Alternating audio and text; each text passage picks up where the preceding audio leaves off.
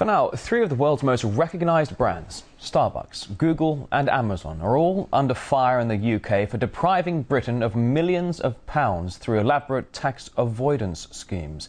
The tricks have caused public outrage, and one action group has even come up with an unconventional plan to highlight what's been dubbed the company's, quote, immoral tactics. Joining me now to talk more about this, RT's Polly Boyker, standing by for us in London. It's good to see you, Polly. First of all, let's talk about just exactly how much money is the country out of pocket due to the three giants' tax schemes and games. Well, these are three companies that dominate the UK economy. They have billions of pounds worth of turnover, but it looks like they pay very little corporation tax to show for it. And now MPs are outraged by the fact that through very legal loopholes, these companies that they say are acting in an immoral way are managing to dodge millions and billions of pounds worth of tax every single year. And they want to try and put a stop to it now. Yeah, Polly, we're just hearing right now here on RT that according to French, not British, but French tax authorities, now demanding $252 million in back taxes and interest from online retailer Amazon. We're not talking UK, we're talking France there. But for now, well, what about, the companies, we talk about this being called immoral. Just how did the companies manage to contribute so little or nothing to the Treasury without actually breaking the law? That's certainly a big mystery. Well, it's all a case of financial trickery, Rory. It's about getting clever accountants that find countries with more favourable tax rates to base their UK headquarters in. So, for example, Google based themselves in the Republic of Ireland. That's where they sell their advertising space from. Starbucks are based in Holland, and Amazon are based in Luxembourg. So they manage to pay very little taxes through channeling their revenue through these countries. And of course, they also say that they make very little money in the UK, which MPs find very suspect. They say that they've been operating at a loss. For example, Starbucks said they've been operating at a loss for the last 14 years, and the UK is a very tough market. But governments are getting increasingly wary about these tactics and indeed these loopholes that need to be solved, because they're losing a lot of money in tax revenue through these very clever schemes of financial trickery. Well, as you say, some of these companies saying that they're not necessarily in the hole, but they're not making the profits that they used to be making.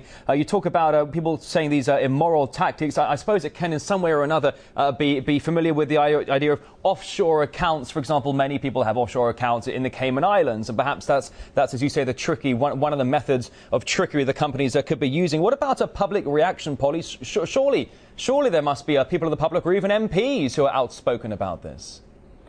Absolutely. Well, the MPs yesterday that were grilling these executives and watching them squirm and make excuses for these schemes said that their excuses were laughable. But unfortunately, Rory, for much of the ordinary public here in the UK, it's just not funny anymore. They say that, austerity measures are taking hold, that the public spending cuts in the public sector are really making life difficult for people. And we spoke to a few people out on the streets, and this is what they told us. Let's have a listen to what they said.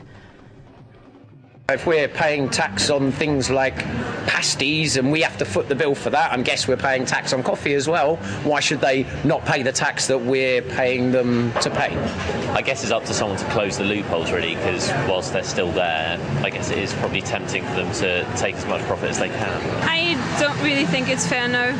But you still buy Starbucks coffee? It's not even mine, it's his.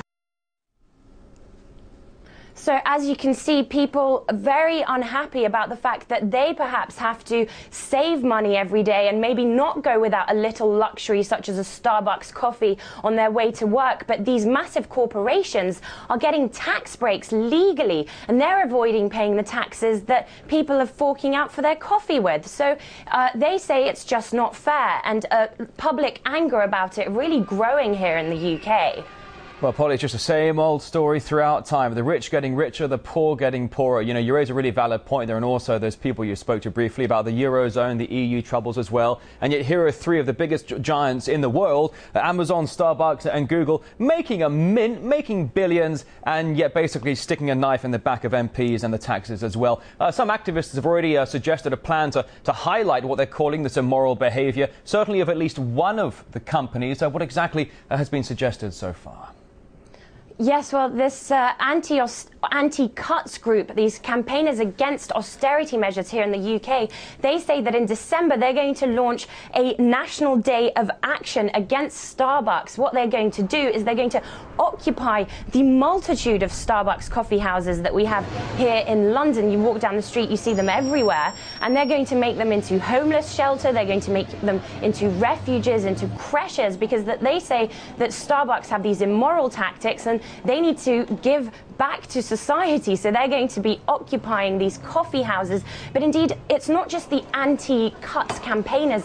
There's a general feeling among the British public that people want to boycott these large multinational companies because of their immoral schemes and the way that they do just take from the public and put very little back into the UK economy, which, as we know, is struggling at the moment, and really for people here in the UK, very difficult to make ends meet at the moment. So this is a topic that's rousing a lot of anger from the British public. Yeah, raising a lot of anger, but it's not entirely surprising. You know, multi-billion-dollar multi-corporations are here, Starbucks, Google, Amazon making a mint, and yet nobody is seeing any of their taxes. RT's Polly Boyker. Not the last we're hearing of this, I'm sure. Live in London. Thank you.